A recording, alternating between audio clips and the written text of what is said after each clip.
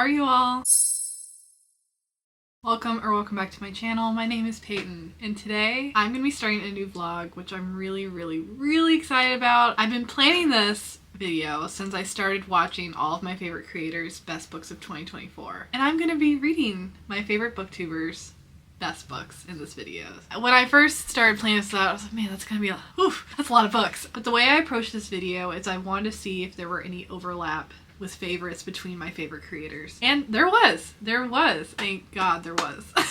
Or else I'd be reading like 10 books for this video. Which, you know, that's not out of the question for a future Peyton to do. But today, for this video, it's only gonna be 4 books. I stopped there. I ended up with 4 books. I'm so excited to read. I've had my eye on these for a while. Now I have an even bigger reason to read them sooner rather than later. I've linked everyone's videos down below and their channels. Please go ahead and give these creators some love. They are awesome and they deserve it. The TBR for this video will be Monstrilio by Gerardo Samano Cordova. It's a horror novel. The next book of the TBR is Someone You Can Build a Nest In by John Wiswell. This is also a horror. This one, I think this is the one I have like the most reservations about because it got a ton of attention last year. A lot like another horror book that I read last year that ended up being awful. So this is the one that I have like probably the most hesitation on, but I do want to know what all the fuss is about. And that book is We Used to Live Here by Marcus Kluwer. I only know a little bit about this book, so I want to keep it that way until I dive in. And the last book, the only non-horror book on this list. This is an author I've wanted to pick up for quite a while. Blood Over Brighthaven by Emma Wong. Yeah, it's dark academia, fantasy, epic. How long? I think this is the longest book that I have, which, how long is it actually? It's over 400 pages, so it's the longest book on this list, but by no means is it too long to like finish within a timely manner. I think I'm going to start with Monstrilio because I just came off of The Poppy Wars by R. Kwong. I'm not ready to dive back into fantasy just yet, so I'm gonna start with Monstrilio. So I'm only like 15 pages in, but I'm really liking the writing style so far, and look at him, he's so cute! Alright, I'm gonna read more of this today, and I will update you when I've made more progress than I have. Let's go!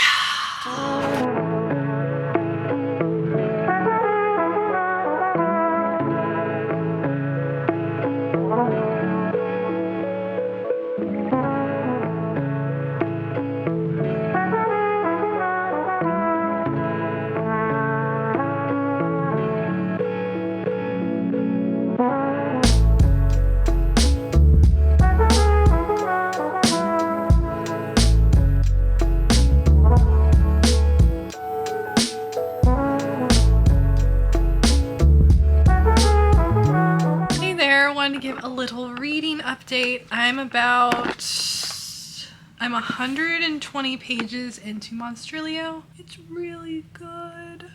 I mean, I wish I'd picked it up sooner. I figured it was going to be amazing. It's definitely different than I thought it was going to be. And I'm not saying that as a criticism, like I'm actually liking it more than I thought I would. At times it's like really sad, very sad commentary on grief and the lengths that people will go to preserve the memory or spirit of a loved one. And it's very heavy at times, but it's also like really funny and charming and sweet. I didn't expect the POV changes in it because I think the first part is the mother. In the beginning of the book, Magos and Joseph are parents and they have just lost their son, and from birth he'd been very sickly and he was only born with 1 lung. And so when he dies in a fit of grief or just wanting to have some part of him, Magos cuts out a piece of his lung to keep. When she goes back to Mexico to be with her mother, she still has the piece of lung. And the housekeeper tells her the story about this woman who took this man's heart and fed it, and it grew into a man. And so her not really thinking of it, but not really sure what to do, decides to feed the piece of lung one night, and it starts to grow. And it grows into this little thing, which at first she just calls it lung because it doesn't have a name. And they start calling it Monstrilio. But it's this little fur ball whose mouth is the same size, almost the same size as it width-wise. And look how cute he is! So I'm about halfway through, and it switched POV change to the friend, the really close friend Lena.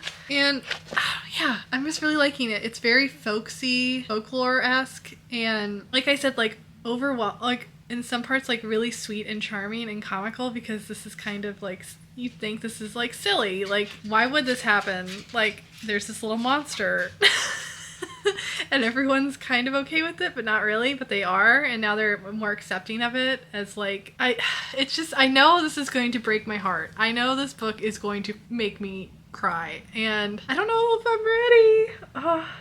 I don't know, like, where's this going? I literally have no idea where this is gonna go. It is very, very good. It is very, very good. I can totally see why this made it on a lot of people's favorites list, and my only complaint is I wish I'd picked it up sooner. I really wish I'd picked it up sooner. It kind of reminds me of Pet Sematary, but like so much sweeter. Not as horrific, even though this is a horror story. It is leaning, to me, I think, more literary horror, which is fine. That's not a complaint, but just so, like, I don't want to get it like parsed like this is a 1-for-1 for Pet Sematary, but like the idea is there of just like what you will go through in your grief once you've lost your child or someone you love. Whew. Yeah, I think this book is going to make me cry. I'm going to keep reading. I'm about almost halfway, but I'm going to keep reading. Luke gets home excuse you. I'm going to keep reading. Luke gets home pretty late tonight from Chicago, so I'm just going to stay up until he gets home. And I'm probably going to finish this. And I'm excited. So I'll check back in when I'm finished.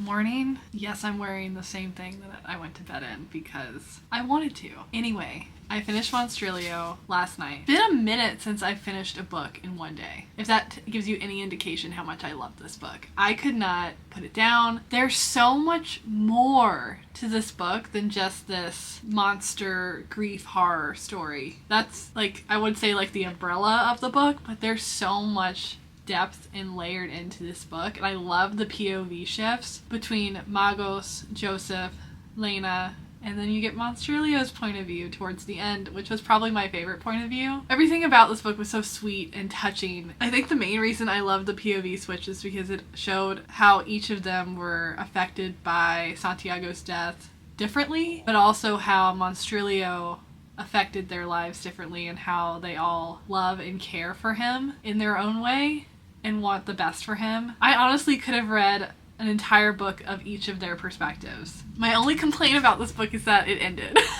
It was so good. This is 5 stars for sure. It turned out to be something completely different than what I thought it was going to be, and I love that for it. It's so bizarre.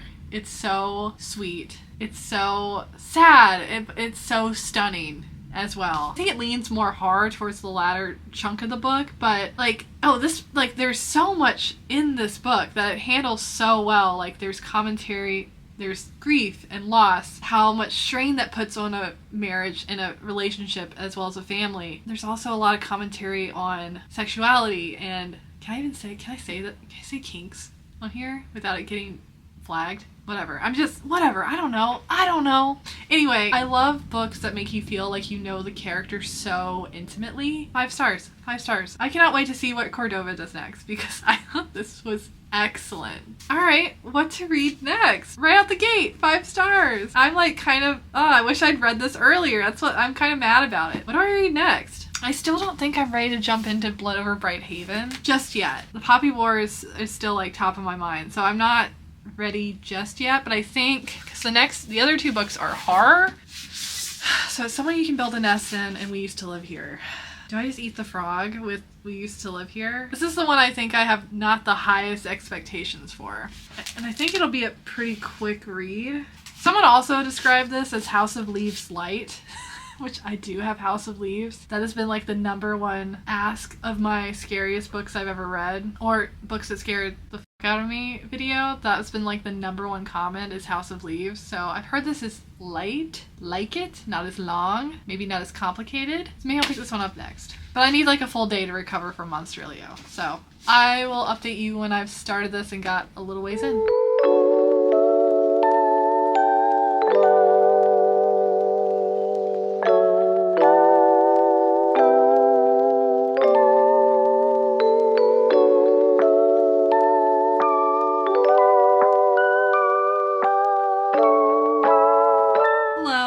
Been like a few seconds for you, but it's been a few days for me. Yeah, I think I needed a little bit more time with Monstrilio before I started a new book because it was so good. But I did start mostly today. I got like 10 pages in last night and I was like, I'm tired. And so I'm sorry. I went for my long run earlier. Now I'm like sleepy. I wanted to update you all, and we used to live here. I'm about halfway through. I'm interested. I'm very interested. It hasn't been like gripping me as much as Monstrilio did, but like it's not really fair to compare. They're completely different books. But I'm liking like the mystery, like the found footage. Is that the right term? Mixed media. I'm loving like the mixed media aspect of this. Like for example, there's Morse code at the bottom between some of the chapters where there's like these like docs, or it's like something to do with, you don't really know, they're all different things. Like some of them are police reports, some of them are, this is from an unpublished manuscript by a psychologist. Like some of them are just like website chats, like, or subreddits, like I'm looking for this toy, and it's like these comments about this said toy. But anyway, there's Morse code at the end of these chapters, and I've been keeping track. I'm halfway through. I'm not gonna say what the whole thing said, but the old man with the scar. It's like, what the fuck? It's taking me like so much energy to not skip ahead and like figure out all the Morse code, but like honestly, I don't think it would do me any good because I'm really confused. Like I think it's starting to crack open like what might be going on. I don't know. I don't want to say where I am in the book because it's might be a spoiler. Anyway, this family, poor Eve. That's like Eve. I like her as a main character. Like I'm worried about her, and like you're in her POV and she's very anxious. She's a people pleaser, but now she's also like, I think she's like breaking a little bit because she's just like she's getting all these different things thrown at her, like this weird family. Her partner's been acting kind of weird and then just going off and not telling her where she's going, and this house is still new. I don't know, I'm kind of having a hard time talking about this because I don't know, I keep like, I'm getting frustrated with the main character, but I also feel so much for her. Like you're worried about her and you want her to figure it out so you can figure it out, but I'm also just so frustrated with her because I would have never let this happen. I don't like getting frustrated with the main character over dumb decisions, and I know it's like everyone handles these things differently, and Eve is supposed to be a people pleaser, and like if her partner Charlie had been there, these people would have never come inside the house. I think about that in my relationship, like with Luke, and Luke is like, oh yeah, Luke would be like, come on in, do you have anything to drink? And I'd be like, no. Oh, you used to live here? Great, but no, you're not coming in. I think I've been inundated with so much horror and like true crime stuff that and home invasion stuff is just, it's too real for me. So I don't know you, you're not coming to my house. Yeah, I'm kind of frustrated with her because I feel like she is just making dumb decisions. Like, get mad at these people, kick them out of your house. I would have been like at the morning, and they didn't leave him like the next morning because they have this like really awkward night. So when the family comes in and they're like supposed to leave and they're about to, like, there's all these little things that keep happening that are making them stay, and it's like, well, it's boiling my blood a little bit because I'll be like, get out of my house. And yeah, so right now I'm halfway through. So right now, like, Eve had left for a little bit because she couldn't find her phone, so she went to her neighbor's house to use their phone. I was like, don't leave your house, it's full of strangers, your partner's not there, what are you doing? I don't know, that's like really annoying to me. Tell them to leave, get up and leave. Like, I'm just like getting, anyway, I am liking it. I want to know what the mystery is. Like, there's all these little symbols, and I'm like, what is that about? And they did reference, I saw the name Navidson pop up, and I know that has to do with House of Leaves, for like the Novitzin record or something. I know that that name and House of Leaves are entwined somehow. I'm not gonna look on Goodreads anymore because now I'm just getting nervous that this is going to like frustrate me even more. It is creepy. I have been creeped out with some of the imagery used, but I haven't been like freaked out of like, I'm not freaking out horror, and maybe it'll get that way. So I don't know. I think I'm still like, there's a lot of unknowns with this one, but interested enough to keep going. I went for my run, I took a shower, and now I'm all cozy, and I'm gonna keep reading this. The Super Bowl is tonight. I don't really care. I don't really care who wins. I don't watch sports, so I only want to watch the halftime show. That's all I care about. Anyway, I'm gonna keep reading this. I don't know if I'll finish tonight, but I will update you all when I have finished it.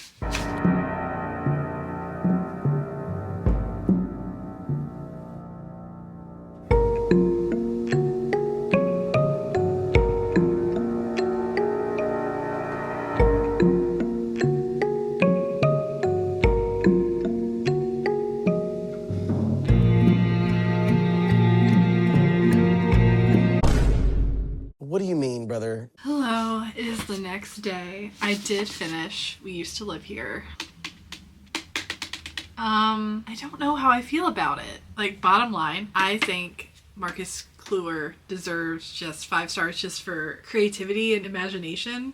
Like, I feel like every single thing meant something in this book. Like the color of something, like the shape of something, a book that's referenced, movie or book that's referenced. Like, now I'm blanking on it, but like I don't know. All right, let me back up. Let me talk about the things I did like. I liked the mystery and like the little puzzles to solve. The Morse code, like I was looking up the Morse code for like at the end of all these chapters. Like doing that all the way up into the end was really fun. I liked the breaks in between chapters with like doc underscore BO7 underscore procedure, whatever. It also reminded me of this is a horror movie I've never finished this horror movie, and I probably never will because it scared me so much. Horror that freaks me out the most is when you are in a situation that you yourself know is not correct. Something's wrong. Like, these aren't the same people, or this person's not supposed to be here, or I'm not crazy. Like, you know that you aren't crazy.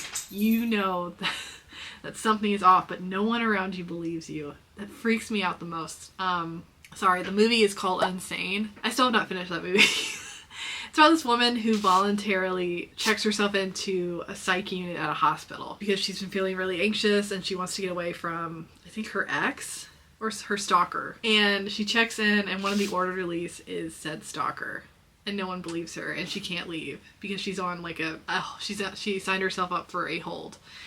Horrifying. It reminds me a little bit of Insane, but it's again not one-for-one plot, but just the feeling that Eve is feeling. Like, what? Am I going crazy? Am I actually crazy? Or is something going on? So I liked that aspect of it. There were some really good imagery, like, I don't know if you can tell, but anything green is when I got creeped or freaked out. So it definitely amped up towards the latter half of the book, but then stuff started not making sense, and that was a lot of, like, going back and, like, looking, oh, wait, wait, hold on a second. I have not gone down a Reddit rabbit hole like so many people have with reading this book. Not yet. I haven't yet. I like that it was ambiguous. I like that you can walk away from this book with a bunch of different theories. Ideas of what actually happened or what didn't happen or where the story was leading. Because it does leave you with a lot of unanswered questions. And I know for some readers that's really annoying. For me, it's kind of hit or miss. Ambiguous endings don't bother me all the time, but sometimes they really, really do. But this one I thought was fun. I like that you have to go hunt for stuff. Book's not over when you close the book. So I like that aspect of it. What I didn't like, I was really hating on Eve, like the first part of this book. Maybe you're supposed to, but I was like, man, you're so annoying. And this is so frustrating. I'm so frustrated for you and at you. And I didn't like that. I didn't like feeling that way for most of the book. I don't get why this is billed as being like Parasite. I don't get that. And Get Out. I don't understand those comparisons. I wish the marketing team hadn't slapped Get Out and Parasite on this book, because I don't feel like it had anything to do with it. Me personally. I guess genre-wise is horror, but I think for most of the book it read more of a thriller mystery. So I also think it's kind of mismarketed there. I guess it could. I don't know. I feel like horror is like, I would categorize this as like thriller, mystery, and then horror is like a subcategory. That's just what it read to me. I did enjoy my time with it. I think it is really fun to read. It's It is really fun to sit with and read, but I don't think the overall story was necessarily my favorite. You can definitely see why it was a favorite of a lot of people this past year. Oh, and one more thing. I don't know if this is true or not. I know it's being adapted into a movie, but is it going to be Blake Lively is supposedly in it, the lead? I was interested in seeing a movie adaptation. Now I'm really not, because Blake Lively is... And I just don't see her as being in this role. I'm assuming she's gonna play Eve, but I don't see it. I don't get it. So I hope that's not true, because I definitely won't watch it if that's the case. But alright, that's that. I have 2 books left. This is through a little bit over 300 pages, and this is a little bit over 428. So fantasy or another horror. I don't know. I love they're both like similar color palette. I think I'm gonna end on horror, so I'm gonna read Blood Over Bright Haven. I think I'm gonna read a fantasy next. I'm really excited about this, and I'm really nervous. I did get the audiobook, so yeah, I've heard the audiobook's like really good, so I'm excited to dive into this. Oh, hello. But it's Monday. I have some work to do today, but I will maybe start this today, but I'll update you all when I have more to say.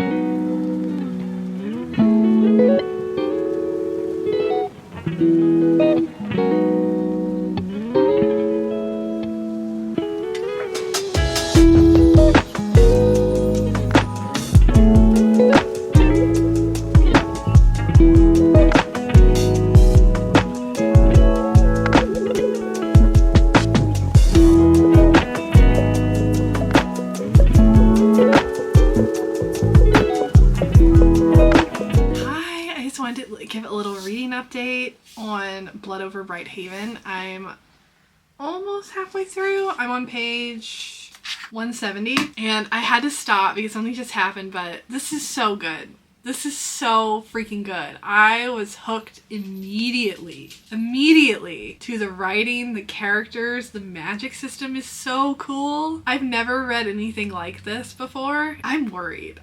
This is going to make me very upset. Anyway, let's back up. Blood Over Bright Haven, it opens with this group of people who are planning to cross this massive expanse of this frozen lake to get to the city, this massive industrial city called Tehran that is enclosed in this protective globe, pretty much. And the reason Tehran is like that is because something is happening outside of Tehran. It's called the Blight. And this group of people called Quinn, they're nomadic, and they have lived outside of Tehran, not a part of the industrialization that has been going on inside Tehran. So they are looked down upon a lot. They are called Blighters or just Quinn. One of the main characters being Tamil, in the remainder of his family and their clan crossing this massive expanse of this frozen land to get into Tehran to get away from the Blight and make new lives for themselves. And you find out what the Blight is, and it's horrific.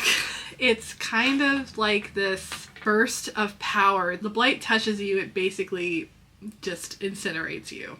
Like there's nothing left of you. And it's so horrific and so beautifully written, I might add. That's the very first chapter of the book. The other character you're following is Siona. Siona is on her way to take a test that is only allowed to women every 10 years to become a high mage and study at the Magia Center within Tehran. Now, women are only allowed every 10 years as like just a reminder of why they're not allowed to study magic at that level and why women can't be high mages. Siona has been obsessed with magic since she was very, very young. Her mother died when she was young. Her father left her. She's been in the care of her aunt ever since. And this is a dream of hers, and nothing has stopped her from getting up until this point of testing at the university. I don't know if I can explain the magic system well, except it's really, really freaking cool. And there's a lot of siphoning power from this place they call the Other Realm, where they draw a lot of power, and the power in the city of Tehran produces all this energy and industrialization, building of buildings, running of rail cars, opening of locks and doors. So Siona gets in. It's very beginning of the book. Siona gets in to big disdain from her fellow colleagues that she shouldn't be here. One of them even makes a suggestion that the only reason she got here is because she slept with her mentor, who was a man. And as a joke, they all give her the janitor as her lab assistant or her mage assistant, and it is Tamil.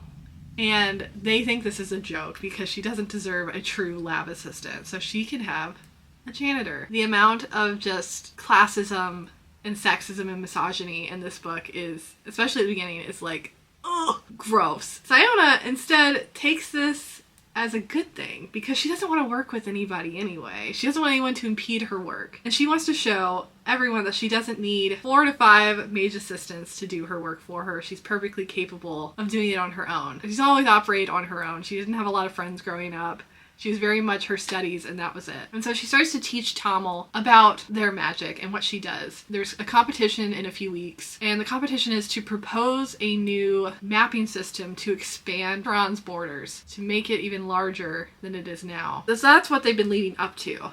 And Sayona is a very interesting character. Like, on one hand, I really like her because she is so headstrong and stands up for herself, doesn't take shit, and she is using everything she can to her advantage because she knows she is smarter than the other men, even the other men who got in the same time she does. She is much more talented than them and is a much better mage than them. And I love that about her. She's like witty and smart and funny. I actually really like her and Tamil's relationship so far. Like, a very good teacher for him because he doesn't know anything about magic and hasn't really been taught anything up until this point. He really cares for her as well, and like, their first night in, I love this, their first night working together, all the other male mages go out to celebrate them getting in, and they don't invite Sayona on purpose. And Tamil asks to buy her a drink. And it's like, she's like flabbergasted, but she's flabbergasted not in the reason that he asked her, it's because he's a Quinn, and it's not in good society for a woman to go out with a Quinn, of her standing to go out with a Quinn. So they go to like this Quinn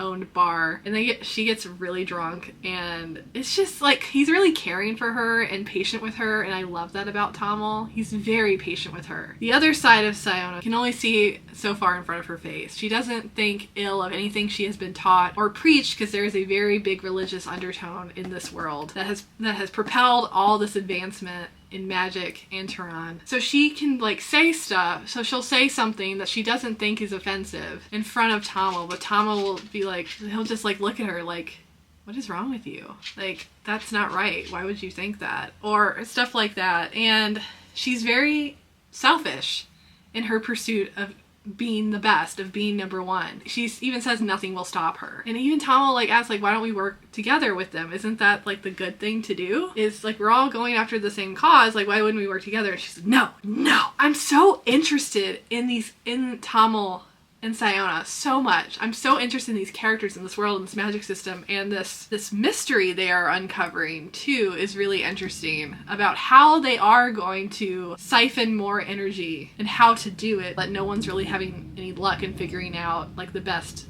mapping. You're mapping a spell work, you're planning out your spell work, and like making like a grid, and like there's this typewriter thing. I don't know. I'm not explaining it well. It looks like, it's called a spellograph. It looks like this. And you input all your spells into that, and you release them.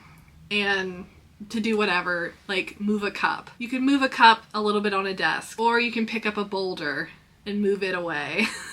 You could build a building. You could pour yourself a glass of water. You know, it's like, it's so interesting. Like, some parts of it, I was confused a little bit, but I think I got it now. Sayona is such an interesting character because, like, she's not normally someone you would root for. She's not, like, you're not going into this book like, oh, gung-ho, like, oh my god, like, yes, do everything, tear it all down, but you see Tamil's side of it, who's very much more reserved and more, he is seeing the darker side of the world and the darker side of people and what has happened to his people. And he's like so flabbergasted at Sayona sometimes because of what she says and what she thinks. But Sayona doesn't see anything wrong with that, just because how she's lived her whole life. So I love it. I love it. I swear I haven't read anything like this before. The writing is spectacular. I cannot wait to just sit back down and read more of it. Oh, also, the audiobooks is narrated by Moira Quick. Fantastic job.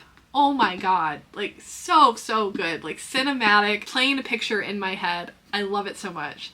I even did look up fan art for this because I just was curious, like, what other people were doing and what it looked like and, like, what the characters look like. There's not a ton out there, but there is enough to, like, really paint a picture. But even Emma Wong does such a great job. It's so cinematic, like, this world. Anyway, that's my update. I'm gonna keep reading, and I will probably update you when I'm done. Unless I have more to say, but I'll probably update you when I'm done. I'm losing daylight, but I just finished Blood Over Brighthaven. Holy crap. 6, 7, 8, 9, 10 stars. I loved this. I loved this. For the last 100 pages, I was so stressed out. More so than I have of any book I've read recently. Like, the building up, and the story was so rich and layered, and the characters were so rich and layered. Like, the world building, the magic system, everything, all the themes it tackled. Oh my god. I just finished it. I literally just finished it, so I'm still like trying to gather my thoughts. But the themes that it tackled in not that long of a book, mind you, the balance of all those themes so well, on top of the magic system, the world building, the characters, the story, all of it balanced so well throughout the entire book. It is a feat to do that in less than 430 pages. Yeah, this book ripped my heart out. Threw it on the ground, stomped on it a few times, and stomped on it a little more just to make sure it was like my heart was actually dust. So buckle up if you have not read this, because it is a ride. It is an emotional ride. Brutal. It's so unflinching. And I think if I hadn't just read the Poppy Wars, I don't know if I would have necessarily felt like I had read a fancy book like that before that handles very tough topics like colonialism, racism, gender inequality, classism, social status, justice, ambition, faith, like all these big things. I'm losing daylight. Oh my god, yeah. I cannot wait to read Sword of Kaigen now that I've read this. Like, this is frontrunner for my favorite book of the year. Hands down. Hands down. I want to like read it all over again just to be back in the world with these characters that I didn't want to leave. I don't even know what to say. Like, I know this is a standalone, but I could read like a bunch of more books. I know if you've read this, I know it probably sounds weird for me to say out loud, but I think I was like so desperate not to leave the characters. I think that's like the main thing I'm trying to say. I think like Monstrilio, maybe more so than Monstrilio. I think I need a few days before I get to the next book, which is the last book I'll be reading, which is Someone You Can Build a Nest In. Just wow. Okay, it's getting dark. I will talk to you all when I start Someone You Can Build a Nest In, and I have more to say then.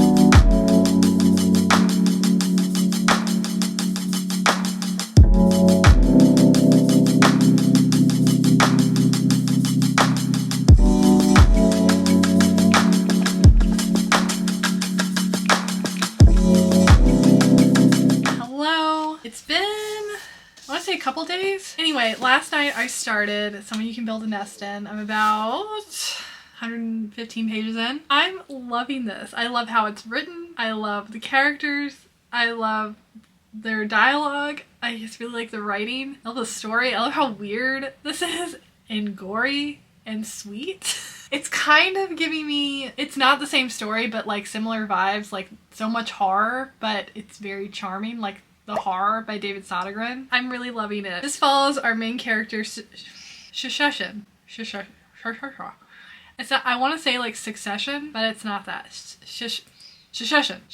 This follows a monster, Shisheshin, and she's having a terrible f***ing day. She is in the middle of hibernation, just in a cozy little nest in her lair, just vibing and just resting until it's time to unhibernate. And she is rudely awakened by 3 knights, mercenaries, who are sent there to kill her. She's like, no, what do you, this is my house. She just kills all of them, severely injured in the process, and tries to get out of her lair and somewhere safe where she can rest and recuperate, and ends up diving off of a cliff. She's rescued by a young woman named Homily, who Shisheshin kind of wants to eat, but she's also like, no, I'm too tired, and this woman made me a bowl of soup, and it's delicious, and it's making me feel things.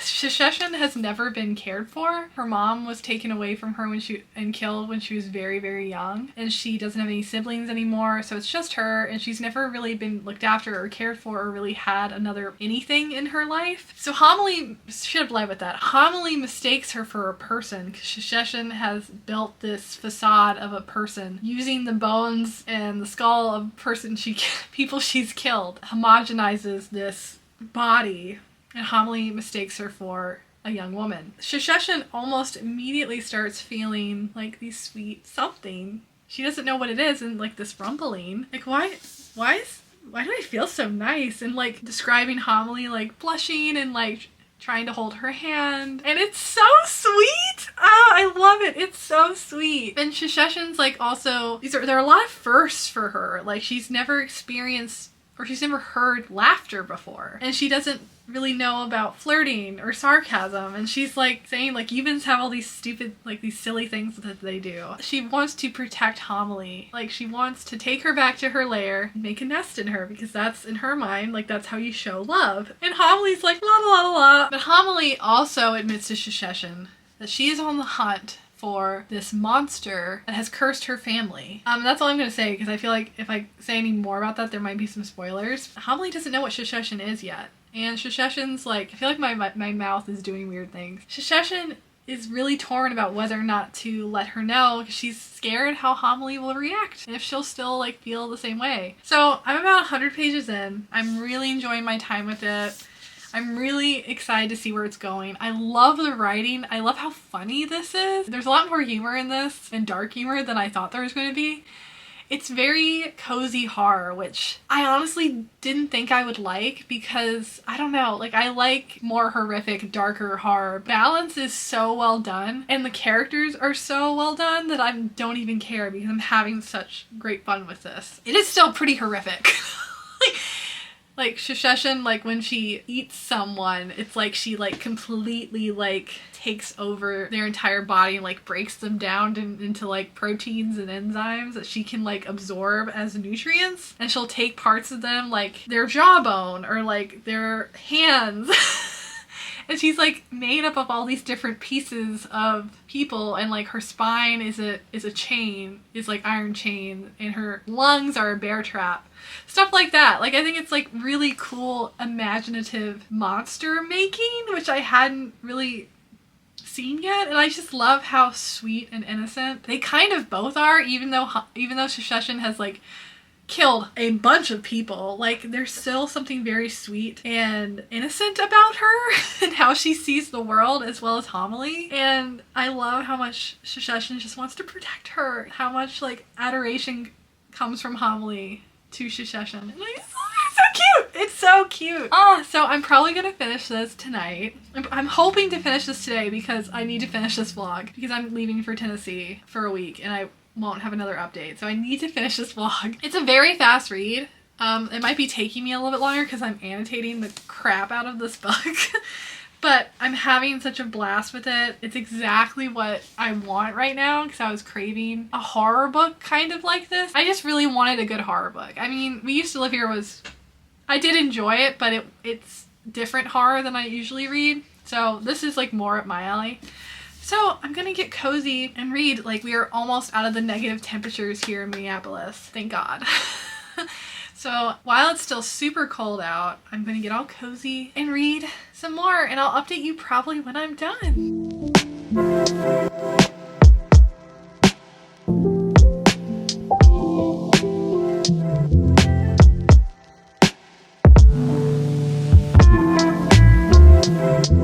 Hi, just want to give an update and close out the vlog, because I did finish Someone You Can Build a Nest In. I adored this. I think I have been searching for a cozy fantasy that I've liked, but this is like a cozy horror with fantastic elements, and I think that's what I want out of my cozy horror and my cozy fantasy, to have like some horror mixed in. I don't think I'm a fan of stuff, at least not yet. I haven't found something that's cozy just on its own that I've liked, if that makes sense. I'm still like hit or miss with cozy fantasy. It is mostly horror, but it's very sweet and cozy, and I loved every page of it so much. I love Shisheshan, I loved Homily, I love their very sweet, weird relationship. I loved where the story rose up in the climax. I love how it ended.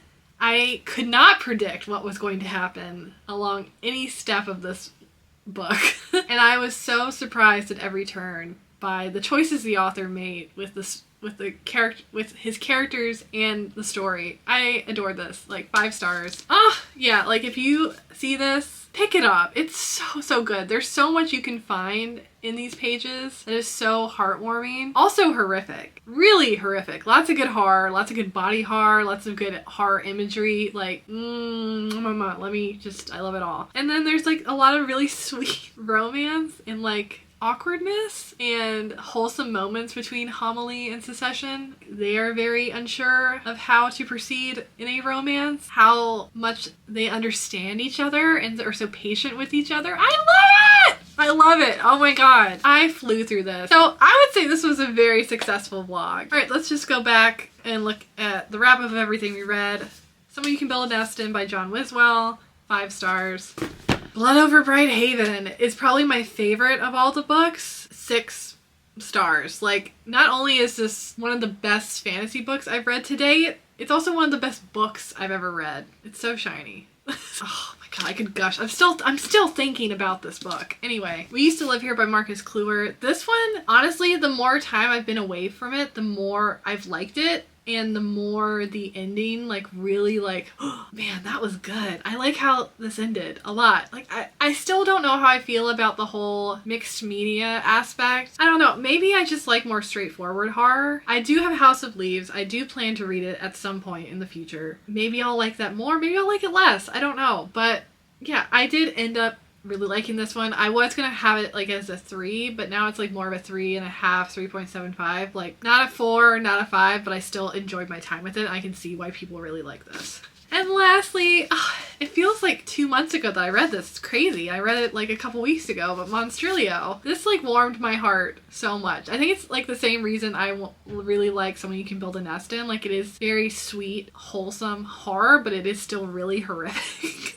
And I loved the characters so much and the story so much. So I think this was very, very successful. I'm very, very happy with this. And I'm so happy that I chose to do this because, I mean, I follow all those booktubers for a reason and I value their opinions and their taste. Yet taking a bunch of their overlapping loves from last year and reading them for this vlog, I love doing. I'm gonna do this again. I'm gonna do this next year. I don't know if I'll do 4 books again. I think I need to like temper my TBR expectations because 4 books for a vlog for me right now is like a little tough, but I don't regret it. I loved it. I loved my time with these books. And one last plug for all the creators that I featured in this video. Again, all of them are linked down below, their profiles and their best of videos. I encourage you wholeheartedly to go check them out. They are amazing creators and they deserve all the love and support. And that's all. Thank you so much for watching. Thank you so much for clicking and I'll have a new video for you soon. Bye!